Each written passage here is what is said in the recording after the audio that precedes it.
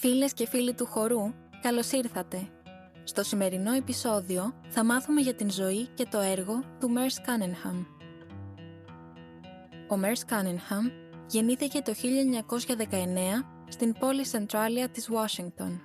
Η πρώτη του επαφή με τον χορό είναι σε μικρή ηλικία με μαθήματα κλακέτες, ενώ ως νεαρός παρακολουθεί μερικά μαθήματα στο Πανεπιστήμιο George Washington πριν εγγραφεί στη Σχολή Καλών Τεχνών Cornish το 1937.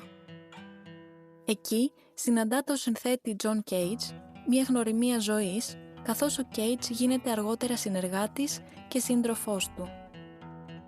Ο Cunningham, κατά την παραμονή του στο Cornish, συμμετέχει ως χορευτής σε μεγάλες ομάδες χορού, στρέφοντας το ενδιαφέρον του από το θέατρο στο χορό. Το 1939 εντάσσεται στην διάσημη ομάδα της Martha Graham και έπειτα χορογραφεί τα δικά του έργα σε μουσική πάντα John Cage.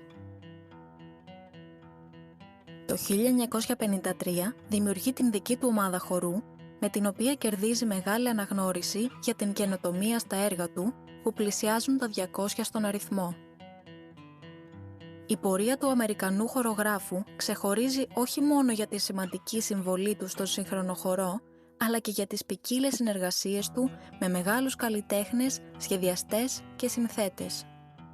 Ιδιαίτερα με τον John Cage, εξερεύνησαν το συμβάν της κίνησης και το συμβάν του ήχου, απαλλαγμένα από μια αφηγηματική τάση που χαρακτήριζε άλλα έργα συγχρόνων τους. Πίστευε ότι το ενδιαφέρον ενός έργου τέχνης προκύπτει από το ίδιο το μέσο της τέχνης, αντί από οποιοδήποτε μήνυμα ή ιδέα που μεταφέρεται μέσω αυτού. Ο Cunningham και ο Cage, επηρεασμένοι από τις φιλοσοφικές αναζητήσεις τους για το Ζεν, εφάρμοζαν μεθόδους ακαθόριστης σύνθεσης και αναπαράστασης, όπου το τυχαίο και το αυθόρμητο μπορούσαν να υπαγορεύσουν τη ροή των γεγονότων και την εξέλιξη της χορογραφίας. Έτσι, ανέδειξαν τον αυτοσχεδιασμό σε κατεξοχήν χορογραφικό εργαλείο. Τα έργα του Cunningham δεν έχουν πλοκή, δεν εξιστορούν κάποιο γεγονός, ούτε αναφέρονται σε ψυχικές καταστάσεις. Ο ίδιος δούλευε μέσω του σώματος και όχι με εικόνες και ιδέες. Ας εξετάσουμε τώρα ένα χαρακτηριστικό παράδειγμα για να κατανοήσουμε την μέθοδο σύνθεσής του. Το έργο του Fabrications παρουσιάστηκε για πρώτη φορά στη Μινεσότα το 1987.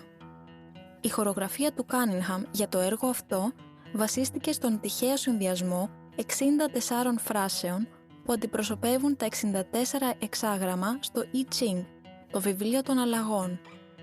Το αποτέλεσμα ήταν ένα ιδιαίτερα δραματικό έργο με βαθιές σχέσεις μεταξύ των χορευτών που αποκαλύπτονταν κατά τη διάρκεια της παράστασης. Ο χαρισματικός αυτός χορευτής και χορογράφος προέτρεψε τους δημιουργούς να αφεθούν στο τυχαίο και το αυθόρμητο κατά τη διάρκεια της σύνθεσης.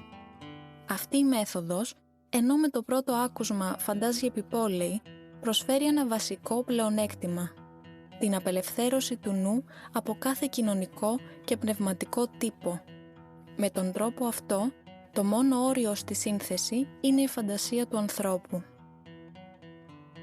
Στην διάρκεια των περίπου 70 χρόνων καριέρας του, ο Cunningham έλαβε πολλές τιμητικές διακρίσεις και βραβεία, με ξεχωριστή στιγμή ένα βραβείο Kennedy Center Honors το 1985. Έφυγε από την ζωή το 2009 σε ηλικία 90 ετών, ενώ η πορεία του έγινε ταινία με ομώνυμο τίτλο το 2019. Η μέθοδός του είναι κληρονομιά για το σύγχρονο χορό και διδάσκεται στις μεγάλες ακαδημίες χορού σε όλο τον κόσμο με το όνομα Τεχνική Cunningham.